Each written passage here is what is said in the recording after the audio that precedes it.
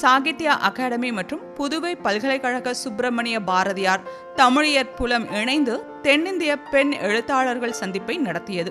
புதுவை பல்கலைக்கழக தமிழ்துறை கருத்தரங்க கூடத்தில் நடைபெற்ற இந்நிகழ்வின் தொடக்க விழாவில் சாகித்ய அகாடமியின் செயலாளர் ஸ்ரீனிவாச ராவ் வரவேற்புரையாற்றினார். பொதுக்குழு உறுப்பினர் பூபதி பெரியசுவாமி அவர்களின் அறிமுக உரையுடன் தொடங்கிய இந்நிகழ்ச்சியில் தென்னிந்திய சாகித்ய அகாடமி ஒருங்கிணைப்பாளர் மிருணாளினி தலைமையுரையாற்றினார். பால் சாகித்ய புரஸ்கார் விருதாளர் மீனாட்சி சிறப்புரையாற்றினார். தொடக்க விழாவில் சாகித்ய அகாடமியின் பொதுக்குழு உறுப்பினர் பூபதி பெரியசுவாமி அவர்கள் எழுதிய சிறார் சிறுகதை நூல் காட்டு தாத்தா என்ற தலைப்பில் தமிழிலும், ஃபாதர் ஆஃப் தி வுட் என்ற தலைப்பில் ஆங்கிலத்திலும், கிராண்ட் பெட் ஜூ புவா என்ற தலைப்பில் பிரெஞ்சிலும் வெளியிடப்பட்டது.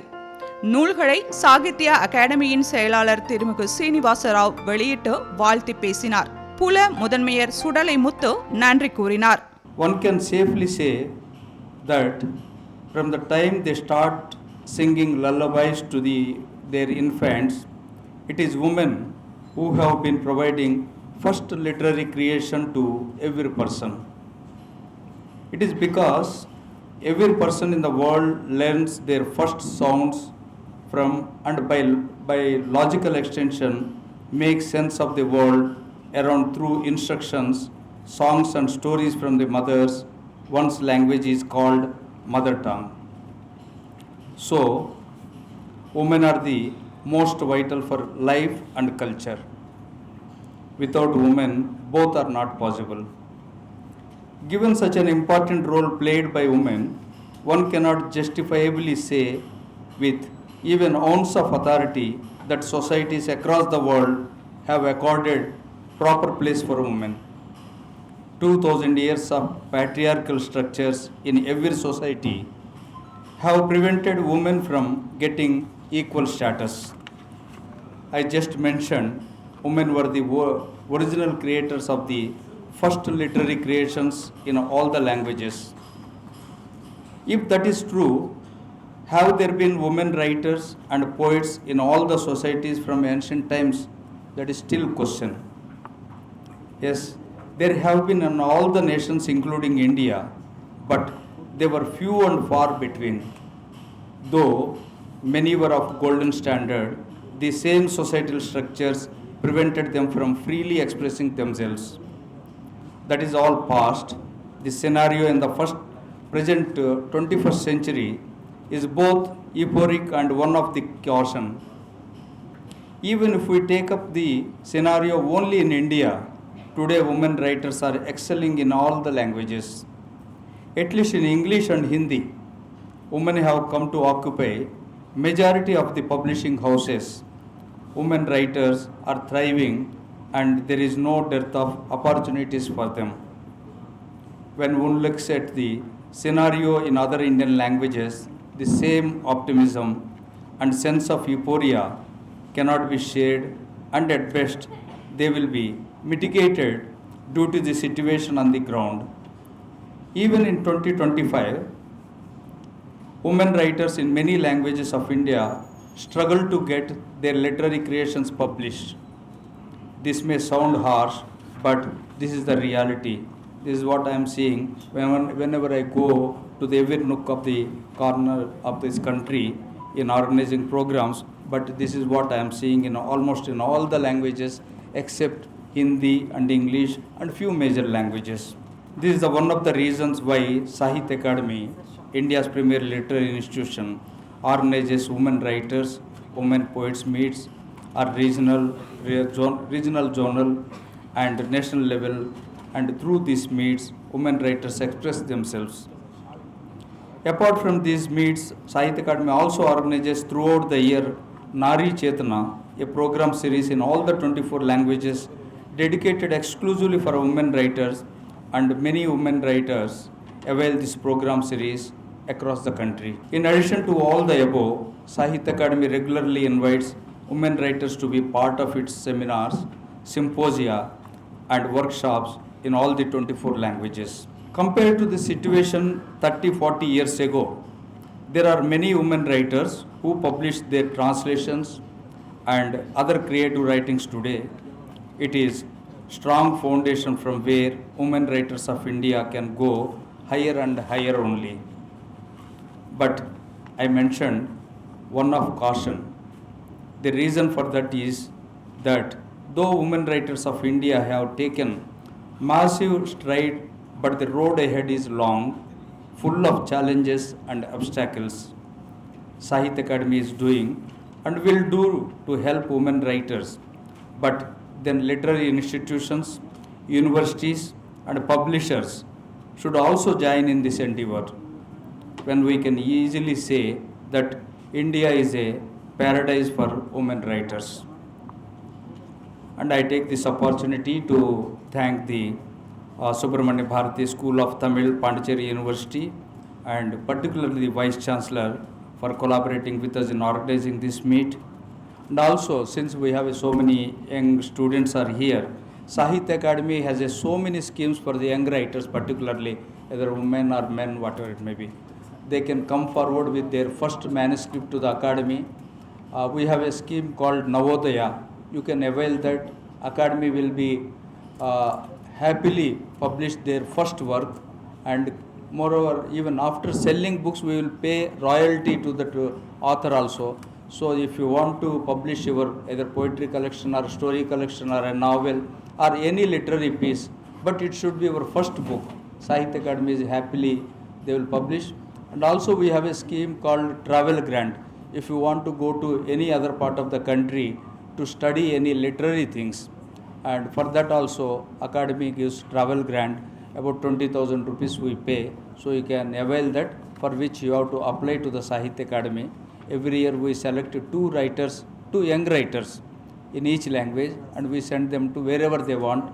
They can study and they can meet writers, they can go to any literary institutions of that particular state. For example, Tamil writers can go to Maharashtra or Gujarat or even Kerala or even Assam, wherever, and they can acquaint themselves about literary activities, what is happening. They can meet some important literary personalities, they can take interviews and they can publish.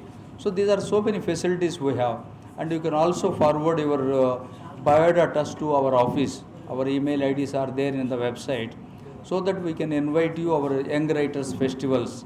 You please send us your biodatas, complete literary biodatas, not that just your education qualification and all. So we want new faces to be added to our bank. So kindly share all your details, those who are interested in literature. So with these few words, once again, I welcome all the dignitaries on the dais and off the dais. Thank you all. நண்பர்களே, ஒரு முக்கியமான ஒரு விஷயத்தை நான் சொல்லியே ஆக வேண்டும். ஏன்னு சொன்னால், புத்தகம் என்ன செய்யும், நாங்கள் வாசிப்பதால் என்ன கிடைக்குன்னு சொன்னால் ஒரு உயிரையே காப்பாற்றலாம். அதுக்கு ஒரு ரொம்ப அருமையான ஒரு உதாரணம் ஒன்று இருக்குது.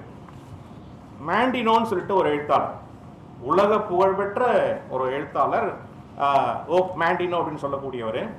அமெரிக்காவில் வாழ்ந்தார். பிறந்தது இத்தாலி, அப்பா கிடையாது, அம்மா மட்டும்தான். அவருடைய தாயினுடைய விருப்பம், அம்மாவுடைய விஷயம் என்னன்னு சொன்னால் அவர் ஒரு ரைட்டர் ஆகணும், தன்னுடைய பிள்ளை ஒரு ரைட்டர் ஆகணும்னு சொல்லிட்டு ஒரு அம்மா வளர்த்து வராங்க. அப்போ தினந்தோறும் புத்தகங்களை படிக்க கொடுப்பாங்க மேண்டினோவுக்கு. அவருடைய போராட்ட காலம், கல்லூரிக்கு அட்மிஷனுக்கு போகக்கூடிய முதல் நாள் அந்த அம்மா இறந்துடுறாங்க. ரொம்ப ஒரு பேத்தட்டிக் சுச்சுவேஷன் அவருக்கு. அவர் என்ன செய்யறதுன்னு புரியல, வாழ்க்கையே சூன்யமாகிவிட்டது. அந்த நேரத்தில் வேர்ல்டு செகண்ட் வார், 2ஆம் உலக போர், ஒரு பைலட்டாக ஜாயின் பண்ணுறாரு ஓக் மேண்டினோ. அவருடைய பேர் உண்மையிலே மேண்டினோ கிடையாது, அகஸ்டின். அவருடைய பேர் அகஸ்டின் தான். சக பைலட் ஒரு கூட இருக்கக்கூடிய ஒரு கோ பைலட்டை மேரேஜ் பண்ணி ஒரு பெண் குழந்தை பிறக்கிறது. அந்த பெண் குழந்தை தினந்தோறும் வளர வளர அவருடைய அப்பாவினுடைய குரலால் தன்னுடைய கதைகளை எல்லாம் சொல்லி கேட்கும். அந்த குழந்தை அப்பாவுக்கு ஒரு நல்ல பெயர் வைத்தது, அந்த பெயர் தான் மேண்டினோ. அப்போ அகஸ்டின் மேண்டினோ என்று சொல்லக்கூடிய ஒரு பெயரிலே வளர்ந்து வருகிறார்.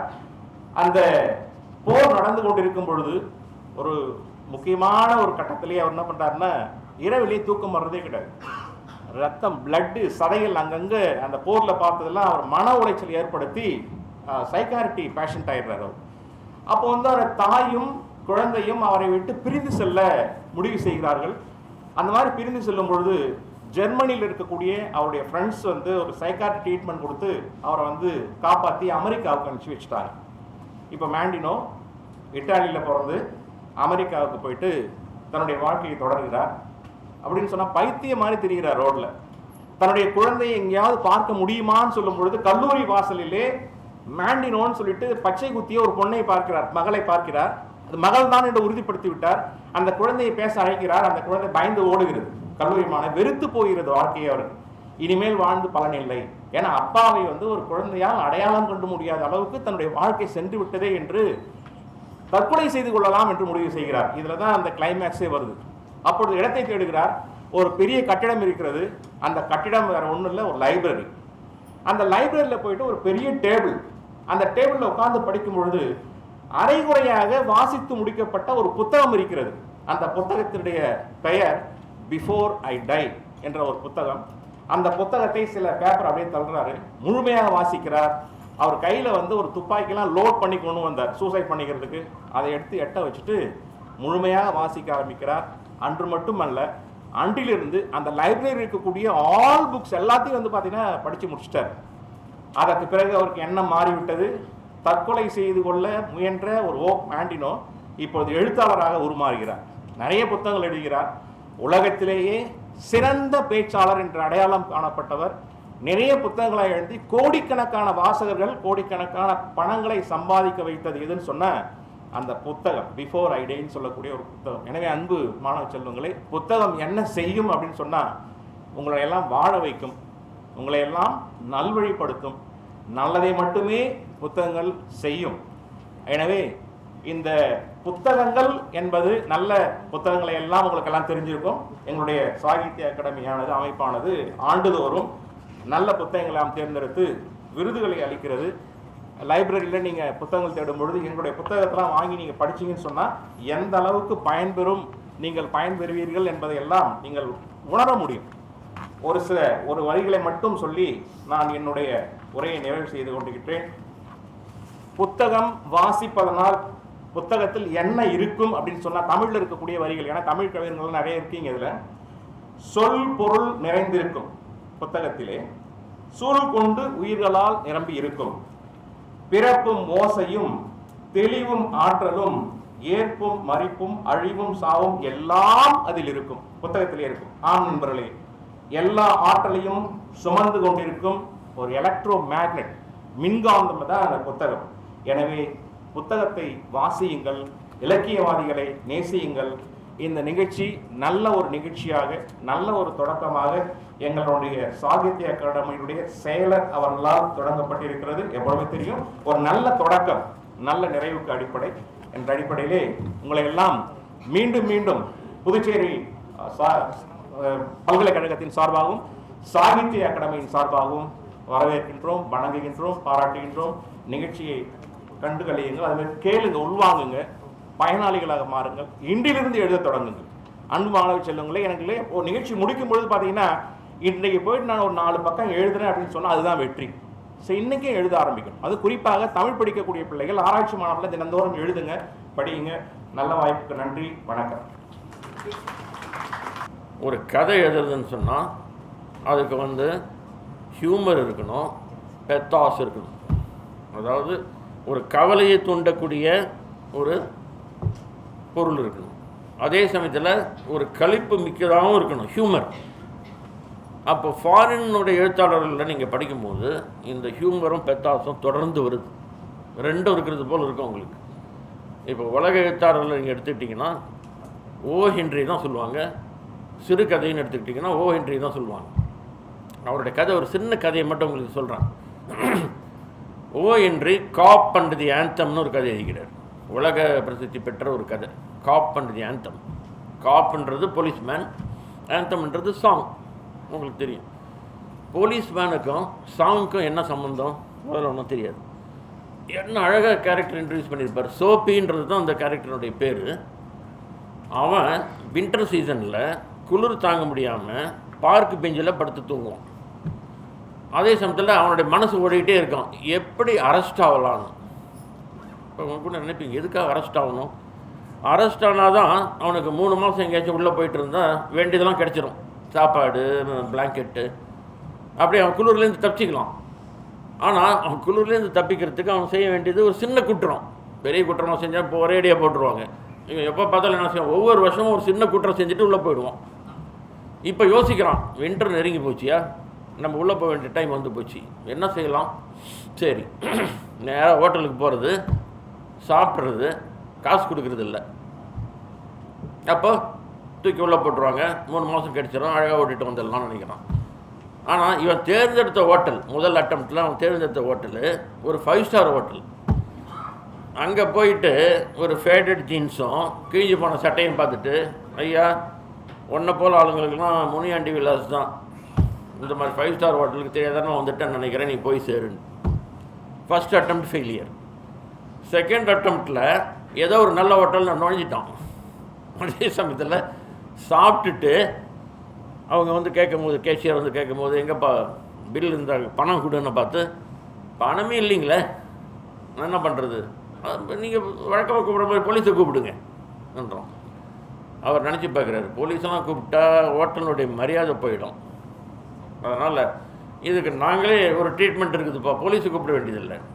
ஆளை வந்து போட்டு 2 பேர் தூக்கி அந்த ஃபஸ்ட்டு ஃப்ளோர்லேருந்து வெளியில் போடுறாங்க.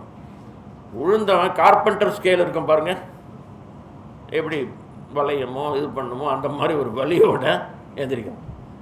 அப்படி ஏஞ்சவன், சரி இதெல்லாம் பிரயோஜனம் இல்லை, வேறு ஏதாச்சும் ஒன்று தான் அட்டெம்ப்ட் பண்ணணும். அப்போ பஜார் வழியாக போகிறான். அந்த பஜார் ஷீட்டில் அழகாக எங்கே பார்த்தாலும் வந்து இந்த ஃபேன்சி ஐட்டம்ஸ்லாம் வச்சுருக்குறாங்க. ஷோ கேஸ் அழகாக இருக்குது. கீழே குனிஞ்சு பார்க்குறா, நிறைய கல்லுங்க இருக்குது.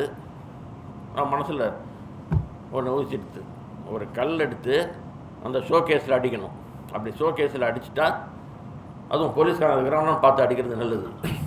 உடனே வந்து நம்மளை பிடிச்சிருவானுங்க, 3 மாதம் உள்ள தள்ளிடுவாங்க. கல் எடுக்கிறான், தூக்கி அடிக்கிறான். பார்த்துக்கணும், 2 போலீஸ்காரனுங்க அங்கே பக்கத்தில் நிற்கிறாங்க. நல்லா பார்த்துட்டு தான் அடித்தான். அடித்தோடனே சத்தம் கேட்டதில் ஒரு பெரிய கொமோஷன் ஏற்படுது, எல்லாம் இங்கே அங்கே ஓடுறாங்க. அந்த 2 போலீஸ்காரனும் பார்க்குறான். பார்த்துட்டு இவன் மேலே சந்தேகம் வரல, அங்கே டாக்ஸி பிடிக்கிறதுக்காக ஒருத்தன் ஓடுறான் வேகமாக.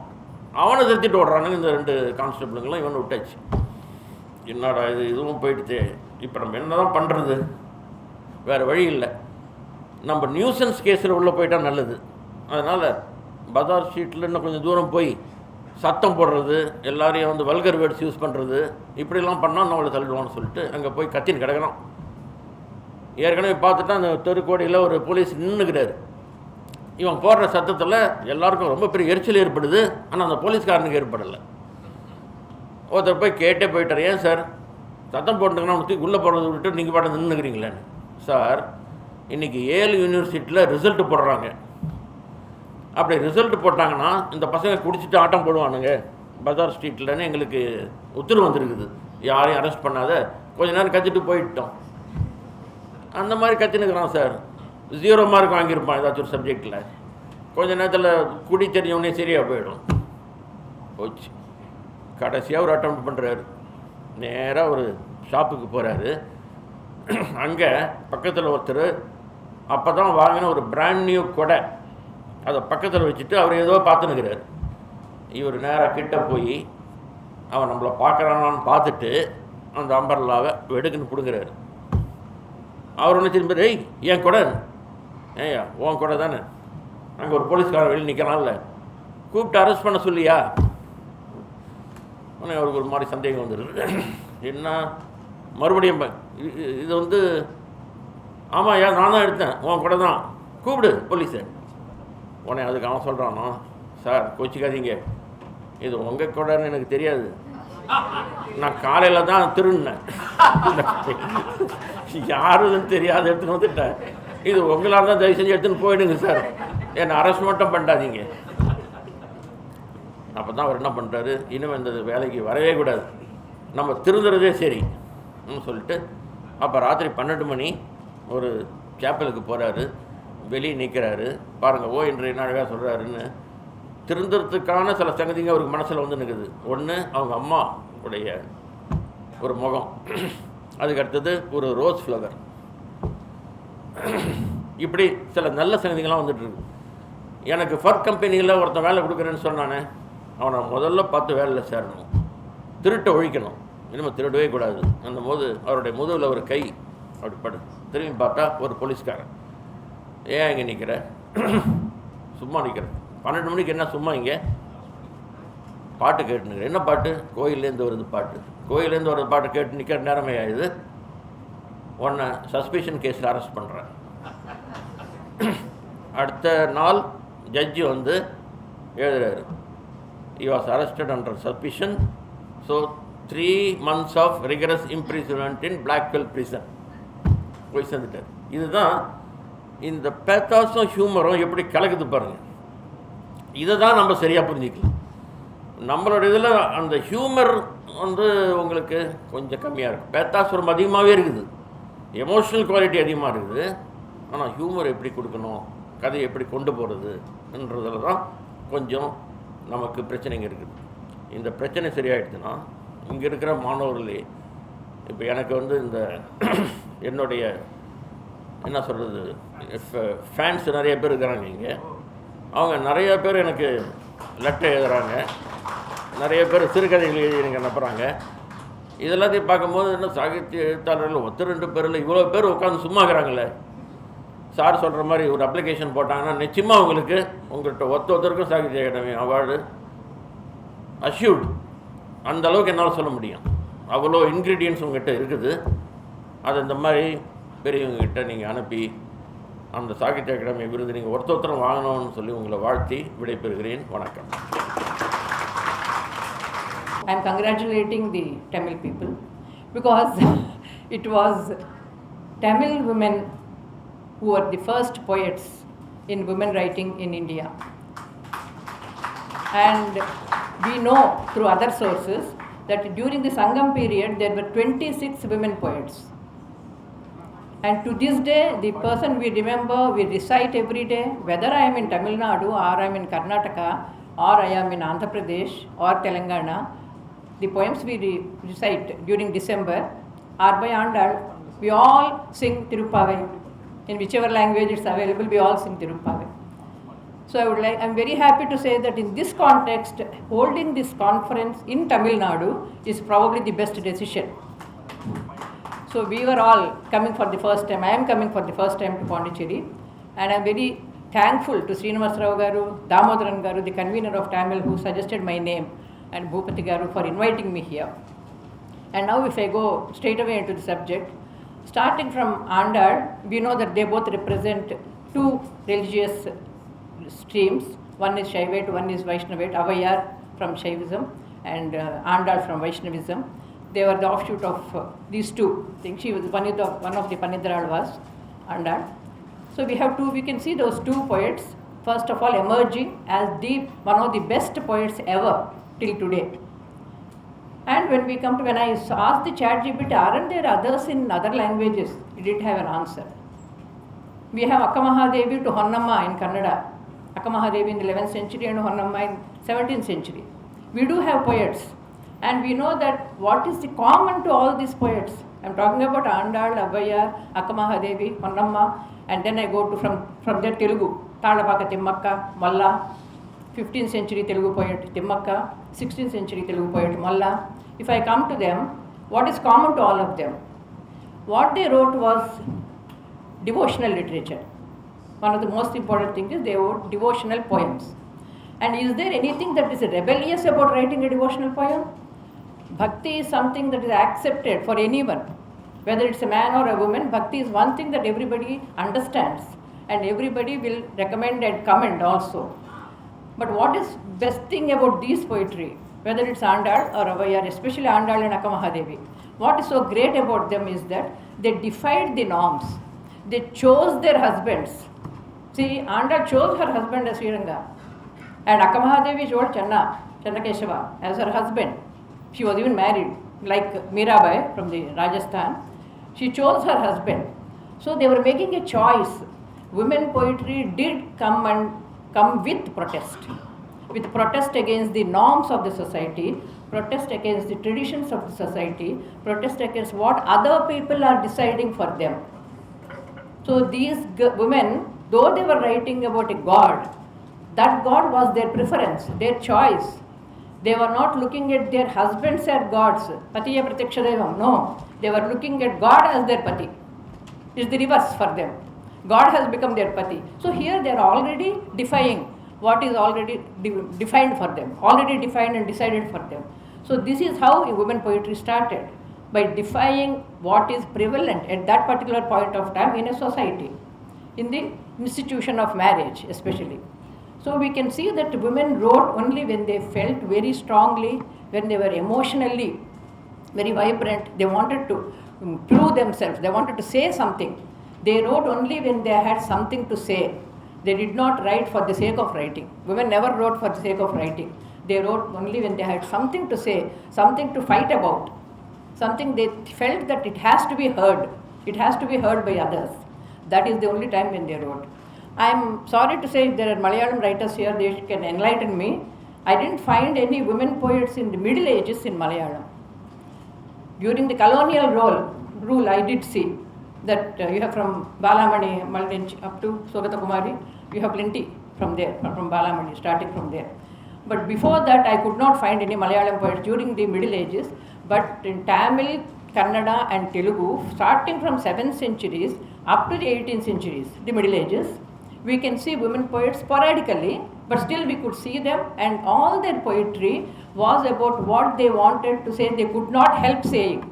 Akka Mahadevi is very, very clear in what she has to say, and she's also extremely critical about the worldly husbands and worldly marriage institution. She's very, very critical of that too. They had the courage to say that.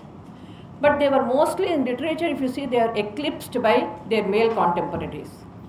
Maybe Akka Mahadevi had her due, later at least, though Basaveshwar was already there, and she was part of his Anubhava Mantapan too. And then you can see that Talapaka Timmaka, the very first Telugu women poet, 15th century, she was eclipsed by her more illustrious husband Annamacharya. When you have an Annamacharya, you don't look at Timmaka. Though she wrote a very beautiful kavya, Subhadra Parinayam. And in that kavya itself she says, she is the first woman poet in Telugu, and she says, don't trust men. She suggests, Rukmini in Subhadra Kalyanam tells Subhadra, don't trust men. You are very happy Arjuna is marrying you, but you are forgetting that he is a much married man. By the time Arjuna married Subhadra, he already had 3 wives. Draupadi, Uluchi and Chitrangada, they were already his wives. Subhadra was the 4th wife. So she tells her, don't trust men, they are like snakes. This is a sentence in a 15th century women poem. So we can see that they were always being critical about the current situation. Women have always been critical about the institutions that were compelling them to be just women. So then when we go to the 18th century, I can say that in Telugu it made a lot of difference. Telugu we had many women writers in Middle Ages. They have not had their due in literature actually. You have Rangajamma, you have Muddupalani, and these are from which caste? They were the Devadasis. You see, there is a difference from a very traditional family women writing a poem, which Malla wrote only about Sri Rama, Timmaka wrote about Subhadra, something from Bharata. But when you see the other side of the women institution, women who are outside the family system, Devadasis, more or less called prostitutes later in the 20th century by the British because of colonization. So these people started writing. They were more frank because they had nothing to lose. Of course, they belong to a caste where nobody is going to criticize them for anything. They were more bold, more evocative, erotic, and the poetry of Muddupalani, the poem, it's called Radhika Santvanam. That poem created such a furor in 19th century colonial rule that it was banned for 5 decades. One Telugu women poet, the first one to be banned in India was a Telugu woman poet, literary text. Radhika Santvanam was banned up till 1950. When we got independence and there was the first chief minister of Andhra, he took over, he lifted the ban. Till then it was banned. So women were so impressive that British was scared of them. They thought they were going to spoil the minds of youngsters. This kavya will spoil the minds of the youngsters. So no male poet who have written much more erotic literature than women, no male poet was banned. Only she was banned because she is a woman and writing erotic literature. She is writing about women's sexuality, so she has to be banned. So she was banned. So this is the sort of history women have. So either they go unrecognized in literature or they are criticized for writing what they thought was important, what they felt was important to say. Only after the colonial rule, we can see that women started coming out, but again, we have mostly women writing what I would say that just following in the footsteps of other men. If men are writing about reform, women wrote about reform. When men are writing about romanticism, they were also writing romanticism. When men went to progressive poetry, they went to progressive poetry. They were only following women up till almost 1960s, because that was safe.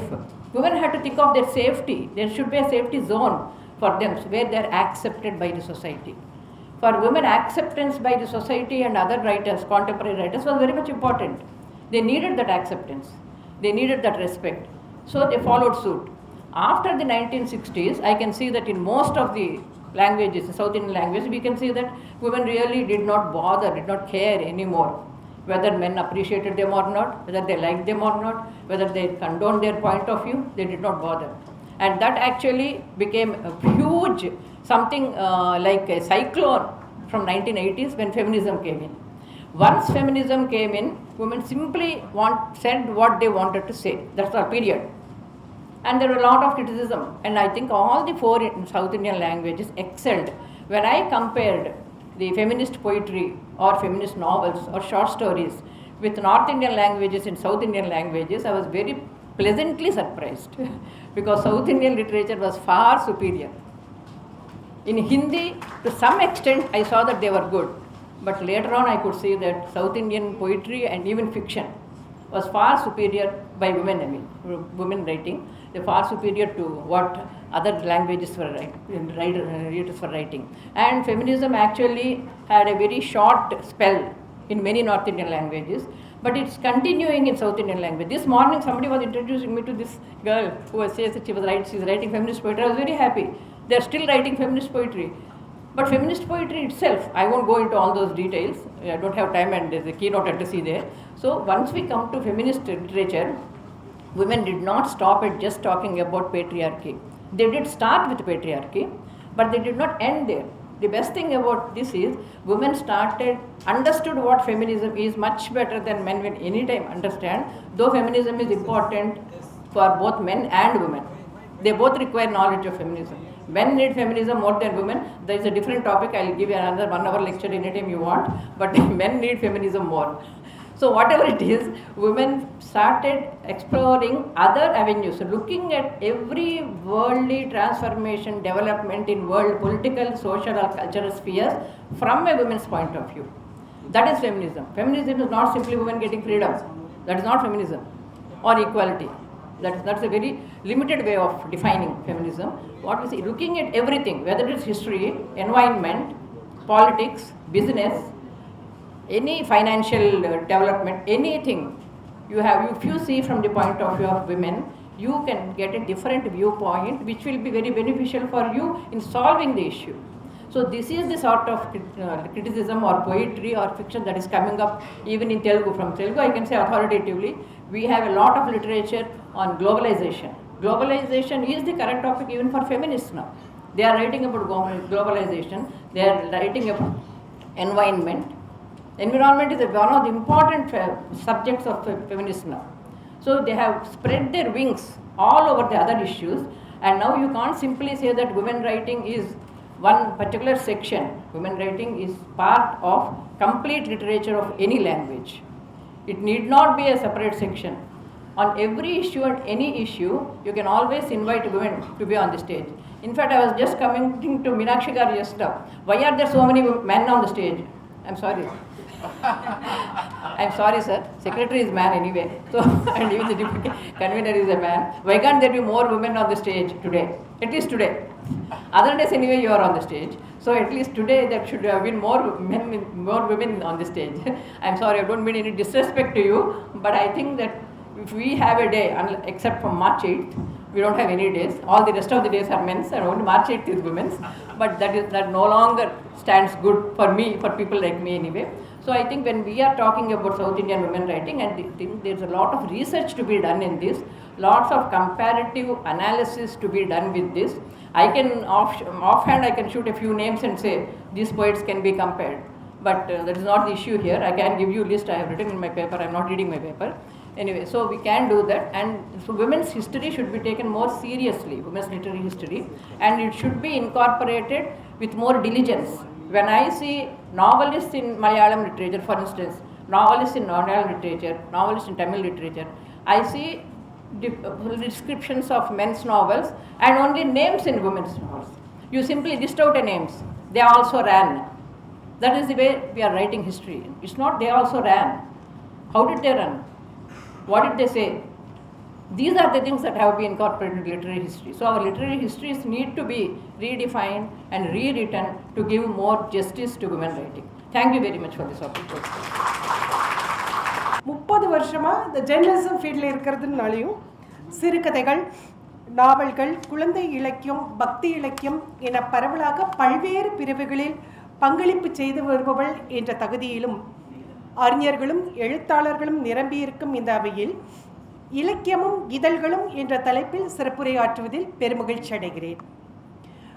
யாமறிந்த மொழிகளிலே தமிழ் மொழி போல் இனிதாவது எங்கும் காணோம் என்றார் மகாகவி பாரதியார். அந்த சான்றோரின் வாக்கிற்கேற்ப செம்மொழியாம் தமிழ்மொழி மீது தீராத பற்றுக்கொண்டு தமிழ் அச்சு ஊடகத்தில் இணைந்து பணியாற்ற வேண்டும் என்ற ஆர்வத்தில் பத்திரிகை துறையில் நான் அடியெடுத்து வைத்தேன். நான் படித்தது எம்காம். ஆனால் எனக்கு பிடித்தது இலக்கியமும் இதழியலும். அப்போதெல்லாம், அதாவது 1991 தான் நான் ஜேர்னலிசம் துறைக்கு வந்தேன். அப்பொழுதெல்லாம் பெண்கள் அதிகம் இந்த துறையில் ஈடுபடவில்லை.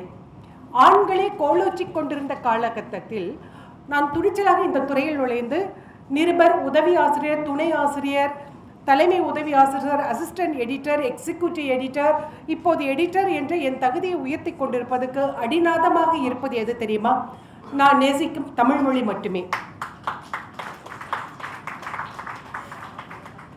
தமிழுடன் தொடர்ந்து எங்க வேண்டுமானால் ஒன்று தமிழாசிரியராக இருக்கணும், இல்லைன்னா தமிழ் பத்திரிகையாளராக இருக்கணும். நான் தேர்ந்தெடுத்தது தமிழ் பத்திரிகை துறை.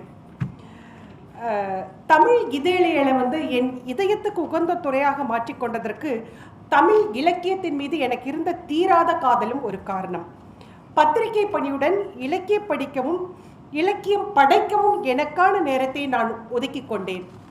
அந்த நீண்ட இடைவிடாத பயணத்தின் பயனாகத்தான் அறிஞர் பெருமக்களாகிய இந்த அவையில் உங்களிடையே நின்று நான் இன்று உரையாற்றி கொண்டிருக்கிறேன். நான் அறிந்த இதழியல் துறைக்கும் இலக்கியத்துறைக்குமான தொடர்பு வெறு சுவாரஸ்யமானது.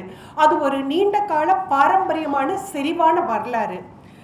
தமிழில் பத்திரிகைகள் தோன்றுவதற்கு 100 ஆண்டுகளுக்கு முன்பே உரைநடைகள் எழுதப்பட்டு வந்திருக்கின்றன. இதை நம்ம ஆலய கல்வெட்டுக்கள் மூலமாகவும் ஒரு சில குறிப்புகள் மூலமாகவும் உணரலாம். பரிமேலழகர், சேனாவரையர், நச்சினாக்கினியார், தெய்வச்சிலையார் என பல உரையாசிரியர்கள் அந்த காலத்தில் இருந்திருக்கிறார்கள். இதில் பெண் உரையாசிரியர்களும் இருக்கிறார்கள் என்பது குறிப்பிடத்தக்க அம்சம். இவர்களின் உரைநடை சற்றே கடினமாக இருக்கும், எளிமையாக இருக்காது, எல்லாத்துக்கும் புரியற போல இருக்காது. அதனால சாமானிய மக்களால் இவர்களை பற்றி படித்து புரிஞ்சுக்கிறது எளிமையாக இல்லை. அதற்கு பிறகு உரைநடை படிப்படியாக வளர்ச்சியடைந்து பல பரிமாணங்களை கொண்டதாக மாறியது. இப்போ நம்ம புதுச்சேரியிலிருந்து பேசிட்டு இருக்கோங்கிறதுனால புதுச்சேரியை தேர்ந்த மொழிபெயர்ப்பாளரும் வணிகருமான அனந்தரங்கம் பிள்ளையின் நாட்குறிப்பில் காணப்பட்ட, அதாவது 1736 முதல் 1761 வரை அவர் சுமார் 25 ஆண்டுகள் அந்த நாட்குறிப்பை எழுதியிருக்காரு. உரைநடை அவரோட உரைநடையும் சற்றே கடினமாகத்தான் இருந்தது. கால் புள்ளி, அரை புள்ளி, கமா என எதுவுமே இல்லாமல் ஒரு நீண்ட சொற்றொடராக இருந்த உரைநடைகள் மக்கள் கவனத்தை ஈர்ப்பதாக இல்லை. தமிழ் பத்திரிகைகள் தோன்றுவதற்கு சுமார் 50 ஆண்டுகளுக்கு முன்பே அனந்தரங்கம் பிள்ளை மறைந்து விட்டார். அனந்தரங்கம் பிள்ளை மறைந்து சுமார் 80 ஆண்டுகளுக்கு பிறகுதான் அவருடைய நாட்குறிப்பை நமக்கு கிடைச்சிருக்குது. தமிழ் பத்திரிகைகள் தோன்றிய பிறகு தமிழ் மொழி படிப்படியாக வளர்ச்சியடைந்து கடினமான கல்வெட்டு உரைநடையை சாமானிய மக்களும் படிக்கும் வகையில் மாற்றிக் கொடுத்த பெருமை பத்திரிகைகளே சாரும். தமிழில் முதல் இதழ் சொல்கிறோமே, அது என்ன தெரியுங்களா? வரலாற்று ஆசிரியர்கள் குறிப்பிட்ட தமிழ் மேகசின் அப்படிங்கிறாங்க. 1831 தோன்றியது. சென்னை கிறிஸ்தவ கழகத்தால் வெளியிடப்பட்ட கல்வி சமய தமிழ் ஏடு இது. 1800 பிறகு 1856 தின வர்த்தமானி வெளியானது. இதுவே முதல் தமிழில் வந்த வார இதழ்னு சொல்லப்படுறாங்க அப்படின்னு டாக்டர் மாராப்போ குருசாமி, பேரறிஞர் மாராப்போ குருசாமி இதை பதிவு பண்ணியிருக்காரு. தின வர்த்தமானி 1856 வெளியானதுன்னு. அதுக்கு 27 ஆண்டுகளுக்கு பின்னர் தான் 1883 சுதேசமுத்திரன் வந்தது. சுதேசமுத்திரன் உங்களுக்கு நல்லா தெரிஞ்சிருக்கும். பாரதியாருடைய மிகப்பெரிய தொடர்புடையது. பாரதியார் இதில் பல கட்டுரைகள் எழுதியிருக்காரு, கவிதைகள் எழுதியிருக்காரு சுதேசமுத்திரனில். பாரதியாரோட நெருங்கிய நண்பர்னு கருதப்படும் பரளி சு நெல்லையப்பர் வந்து லோகோபகாரி அப்படிங்கிற பத்திரிகை ஆரம்பித்து நடத்தினார் அந்த காலகட்டங்களில். அது வந்து தேசிய விஷயங்களையும் அறிவுபூர்வமான கட்டுரைகளையும் வெளியிட்டது. அதே பாரதியோட சமகாலத்தவர் இருந்தால் வாவே சு சுப்பிரமணியர் ஐயர். அவர் வந்து பாலபாரதிங்கிற இதில் தொடங்கி அதில் வந்து நிறைய கட்டுரைகளை எழுதிட்டு இருந்தார். தினமணியோட முன்னாள் ஆசிரியர், முதல் ஆசிரியர் டி சொக்கலிங்கம் கேள்விப்பட்டிருப்பீங்க. அது உங்களுக்கு இங்கே இருக்கிற பல அறிஞர் பெருமகளுக்கு தெரிஞ்சிருக்கும். சொக்கலிங்கம் வந்து அவங்களோட துணையோட கே சீனிவாசன்கிறவர் மணிக்கொடிங்கிற வார இதில் பத்திரிக்கை ஆரம்பித்து நடத்தினார். பின்னர் அந்த பத்திரிக்கை வந்து மாதம் இருமுறையான பத்திரிகை வெளியிடப்பட்டது. அந்த பத்திரிகையில் தான் இலக்கிய விமர்சகராக கருதப்பட்ட கானா சுப்பிரமணியம், சிதம்பர சுப்பிரமணியம், கீரா, மௌனி போன்றவர் வந்து மணிக்கொடியில் கதை எழுதினாங்க. பின்னால் வந்து இவங்க மணிக்கொடி கதாசிரியர்கள்னு அழைக்கப்பட்டாங்க. உலக இலக்கியங்களையும் இந்திய மொழிகளில் வெளியான பல இலக்கியங்களையும் மொழிபெயர்த்து வெளியிட்டது இந்த மணிக்கொடி இதழ். தமிழோட முதல் சிறுகதையாக இப்பவும் கருதப்படுற குளத்தங்கரை அரசமரங்கிற கதையை வந்து வாவேசு ஐயர் வந்து அவருடைய மனைவி பாக்கியலட்சுமி அம்மா பெயரில் எழுதப்பட்டு விவேக போதினிங்கிற பத்திரிகையில் வெளியிட்டாங்க 1915. செய்தி பத்திரிகையாக இருந்த சுதேசமுத்திரனில் ஆண்டுதோறும் ஒரு இலக்கிய அனுபந்தம் வெளியிடப்பட்டு வந்தது. அதில் பாரதியாரோட கடைசி கதையான கோயில் யானைங்கிறது வெளியானது 1921. அந்த காலகட்டத்தில் விடுதலை போராட்டம் மட்டுமே முக்கிய குறிக்கோளாக இருந்ததுனால அப்போ வந்த பத்திரிகைகள்லாம் விடுதலை பற்றிய செய்திகளும் ஆங்கில அரசுக்கு எதிரான கட்டுரைகளை மட்டுமே வெளியிட்டு வந்தாங்க. ஏன்னா நம்மளோட லட்சியம் வந்து விடுதலை அடையணுங்கிறதா இருந்தது. அதனால பெரிய தீவிரமான இலக்கியங்களுக்கெல்லாம் அப்போ ஒரு முக்கியத்துவம் கொடுக்கப்படவே இல்லை. 1928 வாசன் ஆனந்த விடன், புகழ்பெற்ற ஆனந்த விடன் இதழை வந்து வாசன்கிறவர் வேறொருத்தர்கிட்ட இருந்து வாங்குறாரு. வாசன் வாங்கி ஜெமினி வாசன் கேள்விப்பட்டிருப்பீங்க, வாங்கி அந்த புத்தகத்தை நடத்துறாரு. அப்போ ஃபர்ஸ்ட் என்ன தெரியுமா வந்தது, இப்போ இருக்கிற போல இலக்கியத்துக்கோ இப்போ எடுத்தீங்க, இப்போ வாழ்ந்துவிடன் எடுத்து பாருங்க, முகமே முற்றிலும் மாறி இருக்கும். தொடர்கதை இருக்கும், சிறுகதை இருக்கும், ஆன்மீக கட்டுரை இருக்கும், சுய முன்னேற்ற கட்டுரை இருக்கும். ஆனால் ஆரம்ப காலங்களில் ஆனந்தவிடன் எப்படி திறமை இருந்தது, சுதந்திர போராட்ட கட்டுரைகள் மட்டுமே இருந்தது. விடுதலைக்கான எழுச்சியுற்ற கட்டுரைகள், ஆங்கில அரசுக்கு எதிரான கட்டுரைகள் மட்டுமே போட்டிருந்தாங்க. பாரத மாதாவோட அடிமைச் சங்கிலி உடைத்தெறியல் தான் லட்சியத்தை உயர்த்தி பிடிக்கிற குறிக்கோள் மட்டுமே ஆனந்த விகடனோட கொள்கையாக இருந்தது. அதுக்கு பிறகு வெளியான கல்கி இதழ், அதுலேயும் தேச விடுதலையை அடிப்படையாக கொண்டிருந்தது. தேச விடுதலை தெய்வம், தேசமே தெய்வம்னு கருதப்பட்ட காலம் அது. கல்கி கிருஷ்ணமூர்த்தி அவர்கள் விகடனில் பணியாற்றிய போது நிறைய சிறுகதை போட்டிகள், நாவல் போட்டிகளை நடத்தினார். பின்னர் விகடனை விட்டு வெளியேறி அவர் கல்கிங்கிற ஒரு பத்திரிகையை தொடங்கினாருங்கிறது வரலாறு. அந்த கல்கி இதழில் சிறந்த சிறுகதைகள், தொடர்களை வெளியிட்டு இலக்கிய வளர்ச்சிக்கு பங்கேற்றினார். இது எல்லாம் ஏன் சொல்கிறேன்னா, எப்படி படிப்படியாக இலக்கியத்துக்கும் இதழியலுக்கும் ஒரு ஒற்றுமையை நான் சொல்கிறேன். படிப்படியாக வந்து இலக்கிய வளர்ச்சியில் இதழியல்கள் எப்படி பங்காற்றணுங்கிறதுக்காக ஒரு சின்ன உதாரணம் தான் இது. இப்போ காலத்தோட கட்டாயத்துக்கேற்ப இன்று வெகுஜன இதழ்களின் முகங்கள் மாறி வருகின்றன. டிஜிட்டல் இதழ்கள் எனப்படும் மின் இதழ்களாக உருமாற்றம் அடைந்திருக்கின்றன. ஆடியோ புத்தகங்கள்ங்கிற ஒளி வடிவிலான புத்தகங்களும் இப்போ வந்துட்டு இருக்குது. நீண்ட தூர பயணங்களும் போதோ இல்லை வீட்டில் நம்ம ஏதாவது வேலை செஞ்சுட்டு இருக்கும் போதோ பிரபலமான எழுத்தாளர்களோட எழுத்துக்களை நம்ம ஆடியோ வடிவில் கேட்டு அதை நம்ம ரசிக்கக்கூடிய முடிகிற அளவுக்கு எவ்வளவோ வளர்ச்சி அடைஞ்சிருக்குது. இப்போ அச்சிதழ் வடிவிலிருந்து ஆடியோ இதழ் வரையிலான இந்த புலிப்பாய்ச்சலை வாசகர்களும் ஏற்றுக்கிட்டு இருக்காங்க. ஏன்னா காலத்துக்கேற்ப வந்து நம்ம எல்லாத்தையும் அக்செப்ட் பண்ணிக்க தான் வேணும். அதுக்கு கொரோனாவும் ஒரு காரணம். முதல்லலாம் அச்சிதழ்கள் நம்ம வாங்கி படிச்சுட்டு இருந்தோம். கொரோனா காலத்தில் பல இதழ்கள் வந்து நின்று போயின. அந்த சமயத்தில் பல இதழ்கள் மின் பாதைக்கு மாறின, மின் இதழ்களாக வெளிவந்தன. அதனால் நம்ம கம்ப்யூட்டர்ல இருந்து நம்ம வீட்டுக்குள்ளேயே வந்து படிச்சுக்க முடியும், ஆடியோ இதழ்களாக கேட்டுக்க முடியும். இப்படி பல டெக்னாலஜியை வந்து இந்த காலத்து பத்திரிகைகள் எப்படி பயன்படுத்தியிருக்கேன் என்பது படிப்படியான இந்த வளர்ச்சியிலிருந்தே நம்ம தெரிஞ்சுக்க முடியும். அதே சமயம் சில கிரிட்டிசிசம்ஸும் இருக்குது. இந்த போல வெகுஜன இதழ்களில் வெளிவரும் சிறுகதைகள், தொடர்கதைகள் போன்றவை இலக்கிய தரம் இல்லாதவை என்றும் மேம்போக்காக மட்டுமே வாசிக்க உகந்தவை என்றும் சில இலக்கிய விமர்சகர்கள் கருத்து தெரிவித்து வருகிறார்கள். ஆனால் ஒரு பத்திரிகையாளன் என்ற முறையில் என்னுடைய கருத்து என்னன்னா, யதார்த்தமான நடைமுறைன்னு ஒன்று இருக்குது. செல்போன், யூடியூப், தொலைக்காட்சி, ஃபேஸ்புக், இன்டர்நெட்னு நவீன டிஜிட்டல் தளங்களோட அபரிமித வளர்ச்சியால் சிறுகதைகள், தொடர்கதைகள், நாவல்கள் படிப்பவர்களின் எண்ணிக்கை குறைந்து வருகிறது என்பது யதார்த்தமான நிலவரம். இதுதான். அச்சுதல்களின் விற்பனை மளமளவென சரிந்து வருவதே இதற்கு சான்று. இன்றைய இளைஞர்களிடையே இப்படிப்பட்ட ஒரு கிரிட்டிக்கலான சுச்சுவேஷனில் இன்றைய இளைஞர்களை உங்களை போன்ற மாணவ செல்வங்களிடையே இலக்கியத்தை கொண்டு போய் சேர்க்கும் தலையாய கடமை உங்களை போன்ற பேராசிரியர்களுக்கும் நம்மை போன்ற எழுத்தாளர்களுக்கும் இருக்கிறது. அதுக்கு நம்ம என்ன பண்ணணும்னா, உங்களை போன்ற பேராசிரியர் பெருமக்கள் மாணவர்கள் மத்தியில் இலக்கியம் குறித்து பேச வேண்டும். இப்படிப்பட்ட கருத்தரங்குகளை நிகழ்த்த வேண்டும். நல்ல நூல்களை அவர்களுக்கு அறிமுகப்படுத்த வேண்டும். சாகித்ய அகாடமி, பாரதிய பாஷா பரிஷத், சரஸ்வதி சம்மான் போன்ற உயரிய விருதுகளை பெற்ற படைப்புகளை வாசிக்க ஊக்குவிக்க வேண்டும். வாசிப்பு பழக்கத்தை மீட்டெடுக்க வேண்டிய கட்டாயத்தில் இன்று நாம் இருக்கிறோம். சுப்பிரமணிய பாரதியாருடைய தமிழியற் புலம் தென்னிந்திய பெண் எழுத்தாளர்கள் சந்திப்பு என்ற இந்த நிகழ்வை சாகித்ய அகாடமியோடு இணைந்து இன்று இங்கு நடத்துவது நமது இயக்குனர் சார் சொன்ன மாதிரி இது ஒரு சிறப்பான, என்றும் நினைவில் கொள்ளக்கூடிய ஒரு சிறந்த நிகழ்வு. இந்த ஆண்டினுடைய ஒரு சிறந்த நிகழ்வு இது.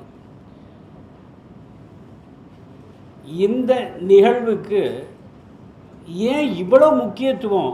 எல்லாரும் இங்கே கோடிட்டு, Karunanidhi sir director, chairman of the academic Sahitya Akademi, all these people highlighted that. ஏன் இவ்வளவு முக்கியம் அப்படின்னா, அது முக்கியமாக பெண் எழுத்தாளர்கள். பாரதி எப்போ மகாகவி ஆனான்னு நீங்கள் நமக்கெல்லாம் தெரியும். நம்ம நிறைய பாரதியை பற்றி படிச்சுட்டே இருக்கிறோம். பாரதி எப்போ மகாகவி ஆறார் அப்படின்னா, அவர் சாதாரண எழுத்தாளராக தான் இருந்தார். அவர் மகாகவியாக ஆக்குனது உங்களுக்கெல்லாம் தெரியும். அவர் அந்த மகாகவியாக விஸ்வரூபம் எடுத்ததுக்கு காரணம் ஒரே ஒரு பெண், எல்லாத்துக்கும் தெரியும். எப்போ மகாகவி சிஸ்டர் நிவேதிதாவை சந்திக்கிறாரோ அப்போ சிஸ்டர் நிவேதிதா கேட்ட ஒரே ஒரு கேள்வி, அது ஒரு அகில உலக நிகழ்வு. பாரதி அதில் கலந்து கொண்டுகிறார். சிஸ்டர் கேட்குறாங்க, சகோதரி நிவேதிதா கேட்குறாங்க, எங்கே உங்களது மனைவின்னு. பாரதியார் இல்லை, இந்த நிகழ்வுக்கெல்லாம் அவங்கள பெண்கள் அழைச்சிட்டு வர்றதில்லைங்கிறாரு. அப்போ நீங்கள் எப்படி சுதந்திரத்தை பற்றி எழுத முடியும், பேச முடியும்னு சகோதரி நிவேதிதா கேட்குறாங்க. அதுதான் பாரதிய மகாகவியை ஆக்கினது மட்டுமல்ல, இவ்வளவு பெரிய படைப்புகளை, பெண்களுக்குரிய மிகப்பெரிய படைப்புகளை உருவாக்கி இன்றும் நாம் பேசக்கூடியதாக ஆக்கியது சகோதரி நிவேதிதா. ஒன்று, அந்த பாரதியார் தான் பின்னால் என்ன பண்ணுறாருன்னா, ஒரு மிக வழக்கமாக இருந்த ஒரு நிகழ்வு என்னென்னா, எல்லா வீட்லேயும் ஃபேமிலி ஃபோட்டோ எடுப்போம், குரூப் ஃபோட்டோ, இல்லை கணவனும் மனைவியும் ஃபோட்டோ எடுத்தோன்னா, பெரும்பாலான முன்காலத்தில் இருக்கிற ஃபோட்டோ பார்த்திங்கன்னா கணவன் தான் சேரில் உட்காந்துருப்பார், மனைவி பக்கத்தில் நின்றுட்டு இருப்பாங்க. மனைவி கணவனுக்கு ஈக்குவலாக சேரில் உட்கார மாட்டாங்க. ஆனால் அதை மாற்றி இந்த உலகமெல்லாம் ஒரு படத்தை செல்லம்மாளை உட்கார வச்சு பாரதி பக்கத்தில் நின்று அந்த புரட்சியை காட்டினார் இல்லையா? அந்த மகாகவி சுப்பிரமணிய பாரதியார் தமிழியற் புலத்தில் இந்த தென்னிந்திய பெண் எழுத்தாளர் சந்திப்பு நடப்பது நமக்கெல்லாம் மிக சிறப்பு.